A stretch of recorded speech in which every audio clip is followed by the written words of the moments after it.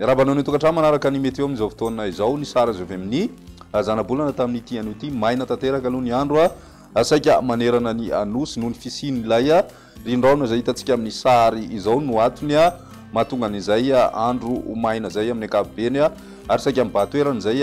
atao anatin'ny herinandro indrindra mandrapahatonga ny any amin'ny alahady any hoany fa ny alahady kosa indray dia misy rindraona andrasantsika izay mety hitondra rotsakorana amin'iny tapany atsimo Madagasikara iny ary mety anomevana orana tandrindraona ihany koa zay ho an'ny atitany andrefany nosy hitantsika miandalina ihany moa ny mety fivoarana zay ny maripana dia mijanona ho mafana hatrany aloha ny andro mandritry nyity herinandro ity amin'ny ankapobeny izay ny mahakasika an'iny fa ny toetrany antsika ho an'ny rapiso ary vao maraina dia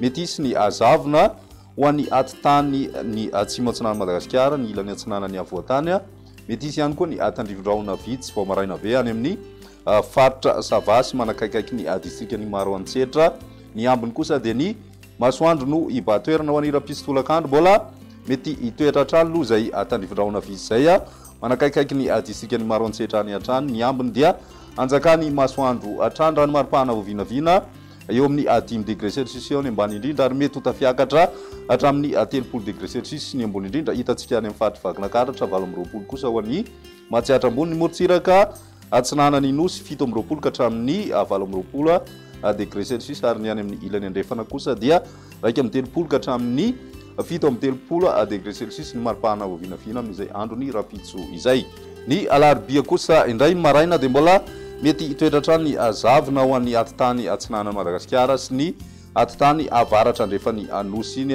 ny ambiny kosa dia ny masoandro no ibatoerana oriny zavona moa zany dia maina hatrany ihany koa ny andro mandritry ny tontolon'ny andro ny maripana vovinavina amin'izay alarobia izay midina 4 degré celsius ny ambany indrindra any amin'ny faritry vakinankaratra iny hatrany miakatra hatrany amin'ny 3 degré celsius kosa ny ambony indrindra vovinavina any amin'ny faritra vakinankaratra iny hatrany ho an'ny havoatany zay ny morotsiraka atsinana ihany koa dia mety ho tafiakatra hatramin'ny 3 degré celsius indrindra any amin'ny faritra anosy any ho an'ny ilany andrefany nosy kosa indray dia manodidina ny 2 ka hatramin'ny 7 degré celsius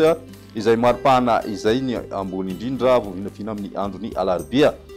amaranantsika ny fandarana ho an'ny toetry ny andro alakamisy mbola misy hatrany ny zavona saika amin'ny atitany Madagasikara ray manontolo no ahitana any amin'ny tapany avaratra andrefana ho an'ny atitany atsinanana ny ilany atsinanany havoatany ary ny atitany faritry melaky sy ny faritra atsimo andrefana amin'ny maraina be misava moa zay dia ny masoandro no ibatoerana toy ny any amin'ny faritra sisa raha ny maripana vovinavina amin'izay andro ny alakamisy izay hatrany tsy zay misy ny fiovana 7 ka hatramin'ny 30 degré celsius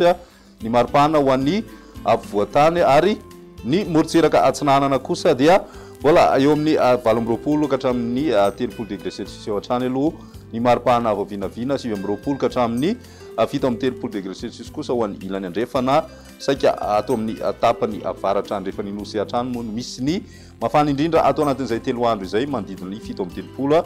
degré celsius eo hatrany izay ny mety eo tamin'ity an'io ty ary rapiso ndray fotoana manaraka veloma tompoko